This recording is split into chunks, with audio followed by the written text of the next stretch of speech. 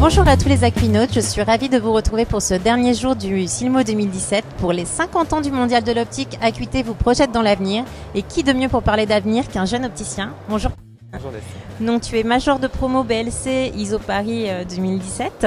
Est-ce que tu peux nous dire avec tes yeux de jeune diplômé, comment tu vois l'avenir du métier pour les 5 ans à venir?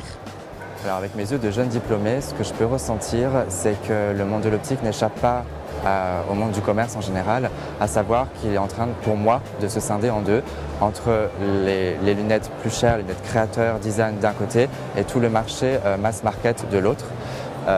Et du coup, ça incite les opticiens en fait, à plus se différencier par rapport à ce qui se faisait avant, pour vraiment que le client se dise pourquoi je rentrerai chez lui et pas chez un autre. Donc pour moi, il faut vraiment jouer sur le service des clients, leur accueil et tout ce qui est vraiment autour des explications, mais aussi l'aspect visuel du magasin qui doit plus être dans la sobriété, non plus dans des facings alignés comme ça pouvait se faire avant. On change complètement d'optique, on va plus vers l'épuré, on va plus vers l'attention vis-à-vis du client qui quand même réclame aussi de l'attention.